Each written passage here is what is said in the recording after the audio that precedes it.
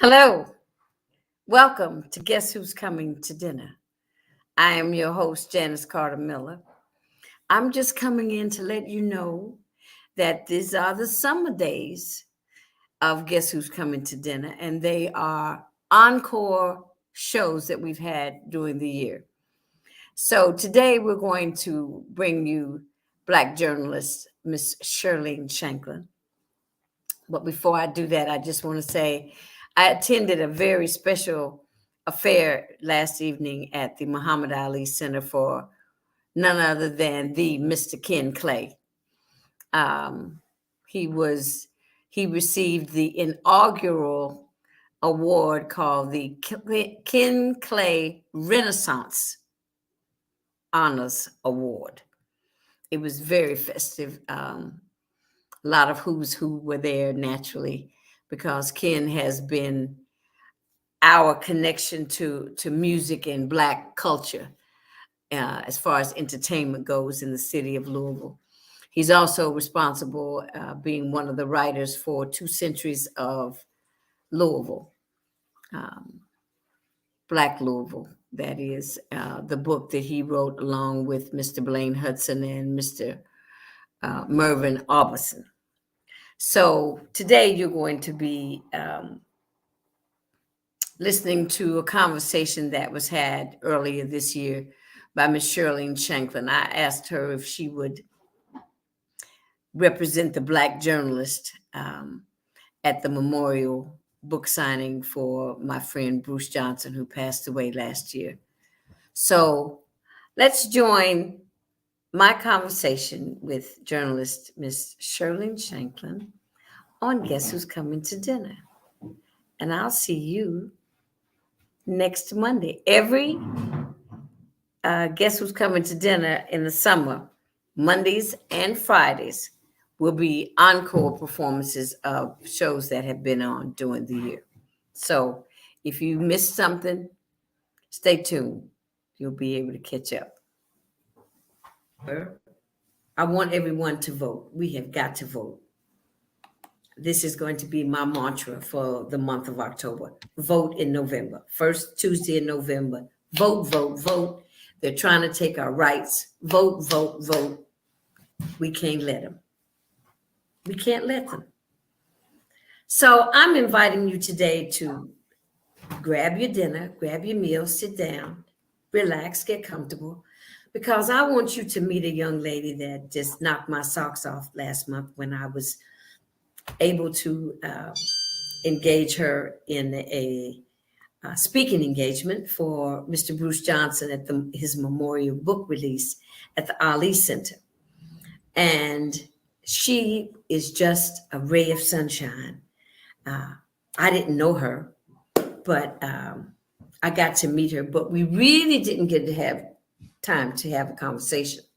So I would like to present to some and introduce to others my guest for the day, Miss Sherlene Shanklin. Hello. Sherlene, how are you? I am doing wonderful, and thank you so much for having me. You are gracious, and you know what I'm talking about. Yes, You ma'am. are a gracious guest for me to have. I am very honored to have you. You've been doing fabulous work, Thank you. and I don't know a lot about you. So tell me, what is Sherlene Shanklin's story? Yes, ma'am. My story. I grew up in the West End of Louisville. That has been my home for many years. I went on to Western Kentucky University and I majored in communications and broadcasting. Then I got out into the work field and worked for a while. And then I went back and got my double master's in management and human resource development. And I was an executive in the healthcare field. And my father wanted to know, why wasn't I doing what my heart wanted me to do? Yeah. And that was communications and broadcasting. And at that time, it was just so hard for people of color to get into the media, television, news, very hard.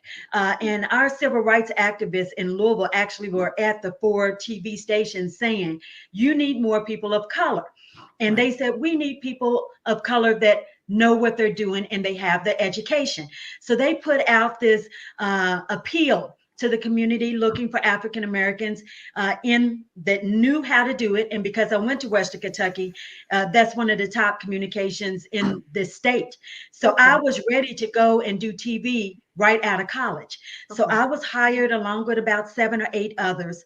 And some 31 years later, that's now, I'm about the only one that was still in it.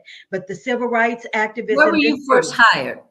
I was first hired at Wave 3, and Okay. I was there for 12 years. They taught me everything from behind the scenes. I knew how to direct, associate direct, run camera, floor direct. I was actually nominated for multiple Emmys for floor directing at that time, and Jackie Hayes was my anchor, and John Belsky. So those things helped me. But then once I started getting good at it, then I got recruited away, just like you do in the NBA and NFL. Right. The people over at Channel 11, WHAS, said, we want her on our team. She's a go getter. And I think the reason why they noticed me was when I was at Wave, war broke out, and President Bush announced that we were going to war right after 9/11. And I was a part of the 9/11 coverage and everything. I was working in TV at that time, and I was there for 12 years. But when President Bush came out and said that we were going to war, I was the producer over at Wave by myself with an anchor, and we ran to the set and I ran to the booth, and we extended and talked about statistics because we knew that that's what he was going to say, but we could not say it. We had to let him say it. Right. So when they count us down and they said, at that time, NBC, they said, NBC station, stand by for the president.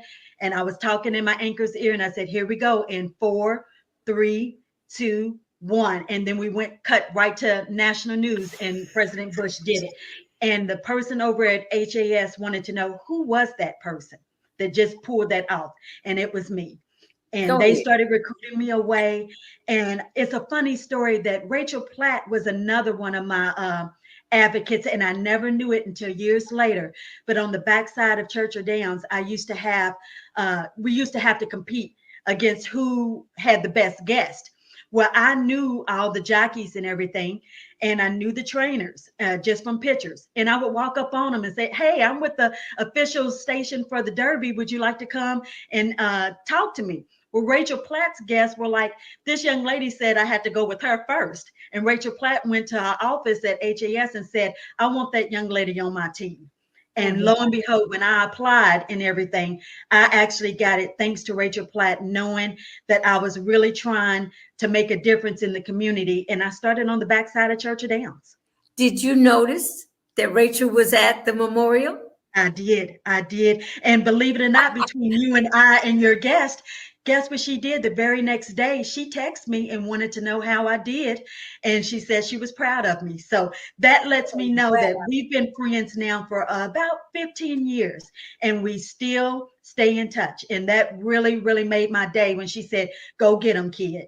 And Oh, and that's pretty much beautiful. she's been a motivator behind the scene along with Doug Prophet for many years for me. That's wonderful. That's Yes, wonderful. ma'am. And so tell me, what I'd like to do now is cut away. We're talking about the speech that you gave at the book memorial for Bruce Johnson, Mhm. another Louisvillian that maybe didn't get his just due at home. Right. So let me pull up.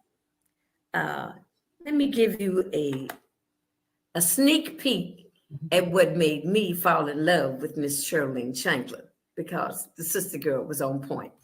So this is your part of your speech at the memorial service for Mr. Bruce Johnson. Hold on. I truly believe Louisvillians have that trait. A champion for the right to see himself and other African Americans on TV and behind the scenes in key positions. An overachiever, a fact finder, a person with solid news judgment, detail-oriented, curious, insightful, integrity, knowledgeable, forward-thinking, storyteller, and dreamer. All describe Mr. Johnson. He started his career as a journalist. There were a few Black journalists in the industry. Today, thousands. Again, thousands work on every level as a professional in broadcast news. He helped set the standard. When someone says, are there any renowned African Americans from Kentucky who helped pave the way? Remind them of Alice Dunnigan of Russellville, the first black journalist to accompany a president. That president was Harry S. Truman in 1948 on the campaign tour. She received the first White House credential as a black woman. A Kentuckian did that. Remind them of Monica Kaufman Pearson of the Smoketown neighborhood. She was the first black woman to anchor an evening newscast in Georgia. Initially, she got the reporter position over Oprah Winfrey. A Kentuckian did that. And if you haven't already, remind them of a man by the name of Chester Bruce Johnson from the Chickasaw neighborhood who overcame many hardships and obstacles, never keeping him down, but motivated him to never give up in the field that likely told him he would not last. Some 45 years later, he was receiving the Hall of Fame for the Society of Professional Journalists. He survived the deep water and left a playbook in the form of books to tell his story to future journalists, showing that it can be done. A Kentuckian did that. With hard work, determination, knowledge, finding a niche like politics and urban affairs, and having some self-confidence, you too can leave an impact on society and help fill the holes of our history like Mr. Johnson tried to do each and every day of his life. And we are forever grateful. Again, thank you for this opportunity.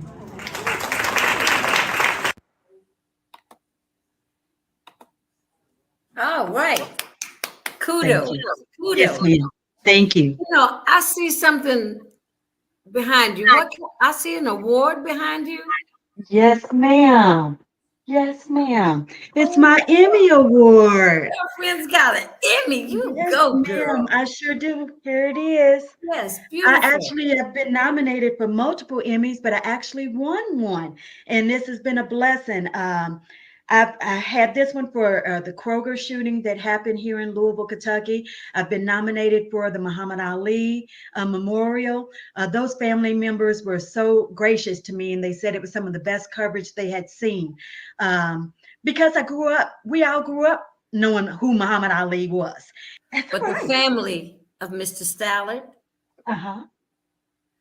his wife was my roommate at Kentucky State. Wow. Wow. So, yeah. Yes, We were ma'am. roommates. So yeah, that was a tragic time for us Yes, ma'am. in Yes, this ma'am. city. Yes, ma'am. And it really was. And I grew up knowing his daughter as well. And she has become a courageous leader in this community. And she Right. is being in the forefront on justice. And I'm just so proud to see how she is being able to carry on, even though she has grief, but carry on his legacy as well as the others, and to keep his memory alive with so many things they're doing in the community. Right. Absolutely. Yes, Absolutely. ma'am. Yes, So ma'am. tell me, what do you see for Sherlene Shanklin moving forward? Well, coming forward is 2023, and like we talked before, I am an even number person. I love things to be done decently in order, but for some reason, odd numbers are my years of increase. So I am anticipating 2023 to be a big year for me, not only just as a TV personality or a journalist, because people don't understand this is one of the hardest careers that you have to have, where you have to put race and journalism together. We're the only organization where Black people have to cover Black people type of things, if you understand what I'm saying. So we always have to put our race next to, should we do this, shouldn't we do this, but we don't see anybody else doing those type of things. So we put a lot of pressure on ourselves.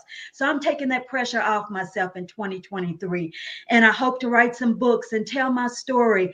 And I'm doing some teaching at Simmons HBCU, doing law and business, and I feel like it's going to be my year to shine, and not shine when it comes to monetary, but to start becoming my authentic self.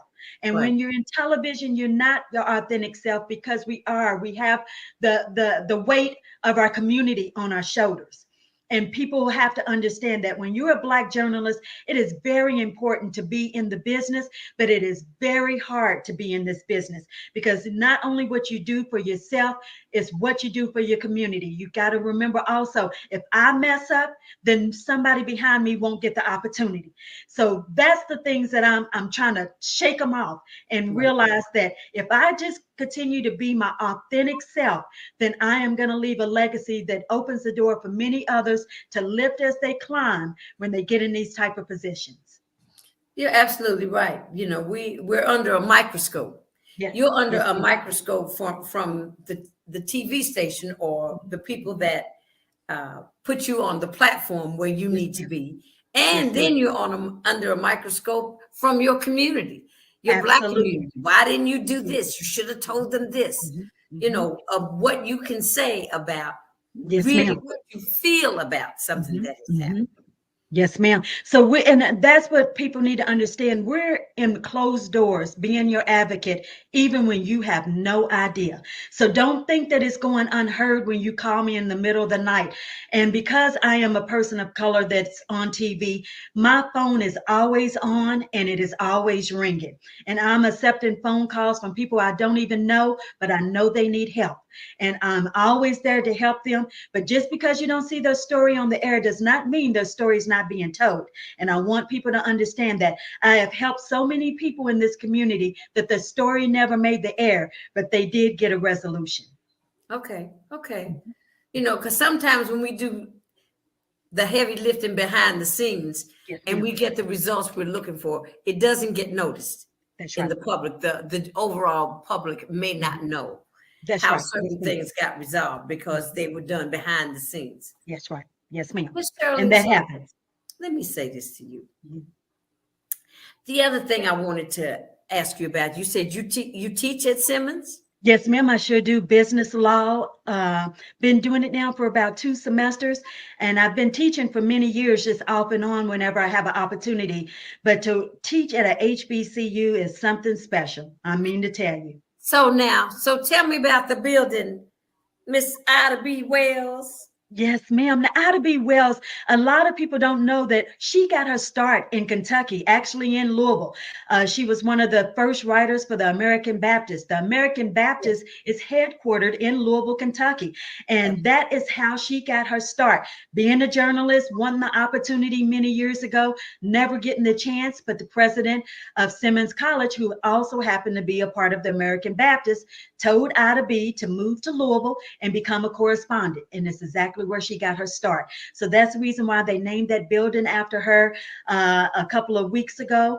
And it's because Ida B. was one of the first journalists for the American Baptist, and the American Baptist headquartered in Louisville, Kentucky.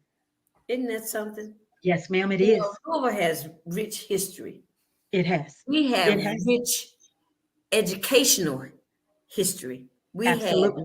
educators. So I think you've done covered a lot of stories on different historical people from Louisville, which Yes, is a ma'am, I have. wonderful thing.